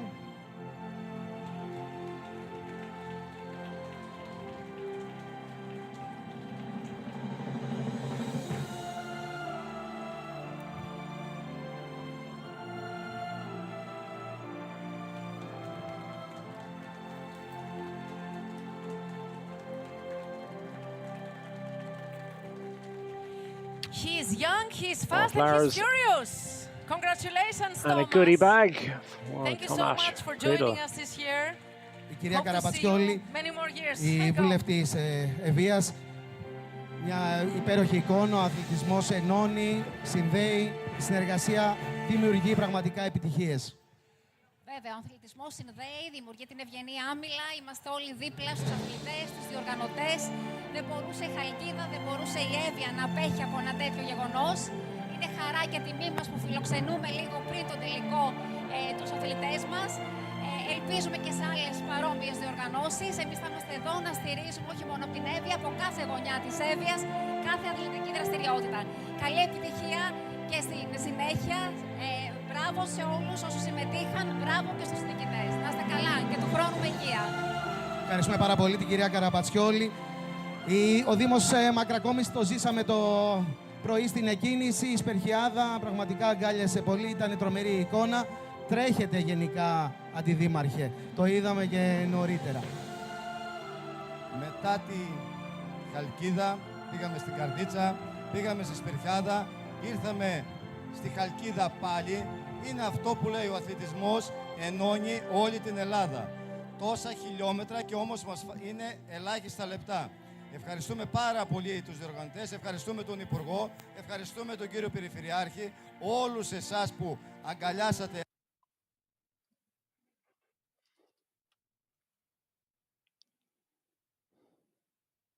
επιτυχία και τους χαιρετισμούς μας σε όλο τον κόσμο που μας βλέπουν αυτή τη στιγμή. Ευχαριστούμε πάρα πολύ. Ευχαριστούμε τους δύο απονεμητές και πάμε, Κρέτα, και στην επόμενη απονομή. Πάμε λοιπόν να δούμε ποιος είναι ο βασιλιάς των βουνών. Ποιος είναι ο King of the Mountains. Ποιος είναι λοιπόν ο αθλητής που σήμερα κατάφερε να ανέβει αυτά τα δύο κόμμα, όπως λέμε, τις δύο μεγάλες αναβάσεις, και να δούμε ποιος κερδίζει την φανέλα της βαθμολογίας των βουνών. Com classification winner for today. Αφού παρακαλέσω την κυρία Δρόλαπα, την κυρία Μαρίσα Δρόλαπα, Sales Marketing Manager της Avance. Καλώς την κυρία Δρόλαπα. Ευχαριστούμε πάρα πολύ την Avance που μας έχει ταξιδέψει σε όλη την Ελλάδα με ασφάλεια και όμορφα. Η Avance λοιπόν, η οποία είναι η νονά της φανέλας των βουνών. Πάμε λοιπόν να βραβεύσουμε τον Mr. Anton Schiffer from Bike A Team Germany. Change the top of the climbers classification. Anton Schiffer, it's a new experience for him at this particular event at any rate. Said it was a hot finale, didn't he? It certainly was a fast finish, but he was climbing well at the start of the day. Kept himself in prime. position to take the top points at the first climb. So the King of the Mountains jersey goes to Anton. And that was enough for him to move into a narrow but potentially emphatic situation at the head of that climbers classification. He's just ahead now by a matter of just a couple of points ahead of the overall race leader, Ricardo Zoidl. But Zoidl won't target that. Let's be content to look after the defence of his overall race lead. One would imagine. We won't make presumptions, but could well turn out to be the case as the So much. outfit. Congratulations for your Bike great aid. performance today, and a very good luck Something to take from the day and potentially from the week. stage. Ευχαριστούμε πάρα πολύ. Είναι πολύ σημαντικό για ακόμα μια φορά να αναφέρουμε την υποστήριξη και βοήθεια από την ελληνική αστυνομία και την τροχέα, από όλους τους εθελοντές από τον Ελληνικό Ερυθρό Σταυρό, ζωντανή μετάδοση από την ΕΡΤ με εξαιρετική παρουσίαση και μπράβο στον συνάδελφο δημοσιογράφο που την κάνει. Και πάμε στην επόμενη απονομή. Πάμε λοιπόν να δούμε την επόμενη απονομή, την επόμενη φανέλα. Θα παρακαλέσω την κυρία Βάκα, την κυρία Έλενα Βάκα, τη δήμαρχό μας, τη δήμαρχο Χαλκίδας, να έρθει κοντά μας εδώ στο stage των απονομών για να πραγματοποιήσουμε αυτή τη βράβευση. Καλησπέρα και ευχαριστούμε πάρα πολύ για την φιλοξενία στην όμορφη Χαλκίδα. Πραγματικά ήταν εντυπωσιακή η υποδοχή που κάνατε στους αθλητές. Πραγματικά σας καλωσορίζουμε όλους στη Χαλκίδα. Η αρχόντισσα του Ευρύπου έχει την τιμητική της σήμερα. Όλα πήγαν καλά διοργανωτικά. Είμαστε περήφανοι, χαρούμενοι που το παγκόσμιο ποδήλατο βρίσκεται σήμερα στην πόλη μας. Έτσι, είναι πολύ σημαντική στιγμή. Είναι πολύ σημαντική στιγμή που όλοι αυτοί οι 120 παγκόσμιοι πρωταθλητές από όλο τον κόσμο βρέθηκαν εδώ, στο δικό μας το τερέν, στο τερέν της Χαλκίδας και πραγματικά ήταν όλα άψογα. Είναι πάρα πολύ δύσκολο να κλείσεις δρόμους και να γίνουν όλα με ασφάλεια. Σας ευχαριστούμε πάρα πολύ. Πάμε λοιπόν να δούμε ποιος είναι ο νικητής της φανέλας της βαθμολογίας των πόντων. Points classification winner for today is Mr. Bartosz Rudik from the ATT Investments team, Team Poland. Big movement in this particular classification. Bartosz Rudik might be a little bit frustrated not to quite have managed to take that stage win that he so desires, but decent consolation prize. He's moved ahead of Felix Ritzinger and into the lead of the points classification ahead of the final day. A victory on the final day would certainly seal it for him. Still the warmest of favourites perhaps to take that final stage.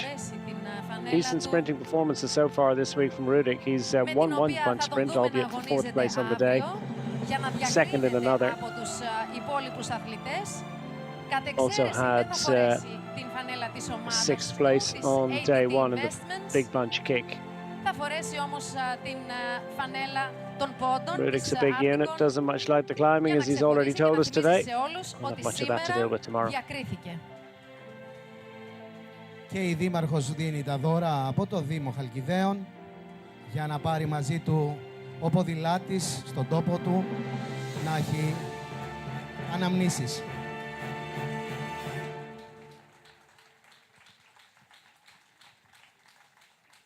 Bartosz Rudik will be easy to pick out in red. Kicking for the line tomorrow, that's the plan. And good luck for tomorrow's last epic stage in Athens. Ευχαριστούμε την Έλληνα Βάκα, τη Δήμαρχο Χαλκιδαίων. Και πάμε στην επόμενη απονομή. Πάμε λοιπόν να δούμε την τελευταία και μεγαλύτερη και πιο σπουδαία απονομή της ημέρας. Είναι η γαλάζια φανέλα της γενικής κατάταξης, General Classification Jersey. Η γαλάζια φανέλα της ΔΕΗ του μεγάλου νονού μας. Να δούμε λοιπόν ποιος είναι ο μεγάλος νικητής της σημερινής ημέρας. Να παρακαλέσω τον κύριο Γιάννη Βρούτση, τον αναπληρωτή Υπουργό Παιδείας, Θρησκευμάτων και Αθλητισμού, να έρθει κοντά μας να πραγματοποιήσουμε αυτή την απονομή μαζί, παρέα με την κυρία Χριστίνα Κοραή, την Ειδική Σύμβουλο Επικοινωνίας της ΔΕΗ. Ονομαστικός χορηγός η ΔΕΗ, η Χριστίνα Κοραή. Ακολουθεί όπως και όλη η ομάδα αυτή τη διαδρομή. Υπουργέ, Χαλκίδα, Σπερχιάδα το πρωί, τέταρτη αγωνιστική ημέρα. Δουλειά, πάρα πολλοί άνθρωποι συνδέθηκαν. Η σύνδεση, η συνεργασία μπορεί να κάνει πραγματικά θαύματα. Αυτό που ζήσανε αυτές τις μέρες όσοι παρακολουθούν τον αγώνα και οι αθλητές που συμμετείχαν είναι κάτι μοναδικό. Είναι κάτι εξαιρετικό, κάτι που σήκωσε την Ελλάδα πολύ ψηλά. Πήραμε πάνω μας μια διοργάνωση επιλεγμένα, το ποδηλατικό γύρο της Ελλάδος, τον οποίο θα καταστήσουμε πρωταγωνιστή σε αθλητικές δραστηριότητες. Θα τον κάνουμε και του χρόνου, ακόμα καλύτερα, πιο οργανωμένο, πιο δυνατό και δείξαμε τις ομορφιές της πατρίδας μας. Από το Λευκό Πύργο μέχρι αύριο κάτω από τον ιερό βράχο της Ακρόπολης μέχρι το Καλιμάκι. Οι 120 αθλητές από όλο τον κόσμο νιώσαν πραγματικά ένα δέος μαζί με την αθλητική τους προσπάθεια στο τοπίο το οποίο έβλεπαν για πρώτη φορά, βλέποντας αυτό το μοναδικό ανάγλυφο μεταξύ θάλασσας και βουνού που δεν υπάρχει πουθενά αλλού. Και οι πόλεις που υποδέχτηκαν το ποδήλατο, τις διοργανώσεις, οι δήμαρχοι, οι περιφερειάρχες ένιωσαν και αυτοί χαρούμενοι και περήφανοι γιατί ήταν πραγματικά μια προσπάθειά τους να ευδοκιμεί με τον καλύτερο δυνατό τρόπο και να νιώθουν περήφανοι που συμμετείχαν και βοήθησαν.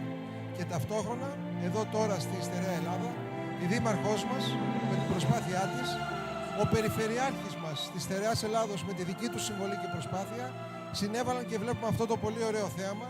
174 κανάλια από όλο τον κόσμο παρακολουθούν τη Χαλκίδα, παρακολουθούν τη Στερεά Ελλάδα, παρακολουθούν τις μοναδικές ομορφιές της Ελλάδας μας. Και πριν παραδώσω το μικρόφωνο, να ευχαριστήσω τη ΔΕΗ για την πολύ στεναρή στήριξή της, η οποία είναι διαχρονική και του χρόνου θα κάνουμε ακόμα κάτι πιο ωραίο και πιο μεγάλο. Και να πω και κάτι στον κόσμο.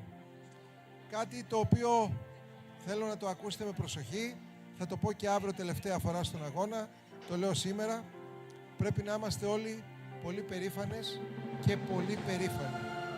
Πολύ περήφανες και πολύ περήφανοι για την πατρίδα μας στην Ελλάδα, για την ιστορία μας, τον πολιτισμό μας, τους προγόνους μας. Σε αυτόν εδώ τον τόπο, in my country, Hellas, birth Olympic Games, στην πατρίδα μας στην Ελλάδα, γεννήθηκαν οι Ολυμπιακοί Αγώνες, γεννήθηκε ο αθλητισμός. Πόσο περήφανοι πρέπει να είμαστε. Γι' αυτό σηκώνουμε ψηλά το πύχη του αθλητισμού.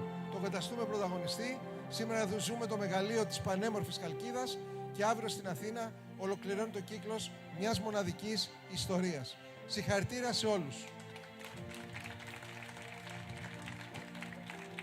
Ευχαριστούμε τον Γιάννη Βρούτσι, αναπληρωτή Υπουργό Αθλητισμού.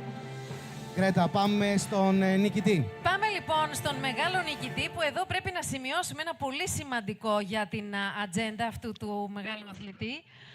Χθες που είχαμε το δυσκολότερο σου υψομετρικά ετάπ, το τρίτο ετάπ με 5.000 υψομετρικά, αυτός ο αθλητής όχι μόνο αναδείχθηκε ο COM που λέγαμε πριν, ο King of Mountains, αλλά ήταν επίσης ο μεγάλος νικητής της γενικής κατηγορίας, του General Classification. Και σήμερα λοιπόν κρατάει τον τίτλο του μεγάλου νικητή της γαλάζιας φανέλας και είναι ο Ρικάρντο Τσόιντλ από την Αυστρία. Team Felbenmeyer, Ricardo Zoidl. There he is, your overall race leader, Ricardo Zoidl. Was king of the mountains is of rewarded with yesterday's the penultimate overall race leader's jersey of the week, one he really wants. Stage of Waiting for him in Athens tomorrow. 5,000 kilometers of elevation game, and he managed to master it. And of course, today he remains the winner of the blue jersey, of the blue jersey, and the general classification winner overall. Ο Ρικάρντο, λοιπόν, αυτός ο πολύ δυνατός αθλητής. Ρικάρντο Τσόιντλ, Team Felbermeyer. Narrow but commanding lead on general classification for Ricardo Zoidl, 46 seconds over his teammate Herman Steiner. Μπράβο και στην ομάδα του. Δεν θα μπορούσε μετά από τη χρέωση που είχε χθες, τα 160 χιλιόμετρα, τα 4.500 υψομετρικά, να φτάσει σε αυτή την επιτυχία. Μπράβο τους, χαρητήρια. Congratulations.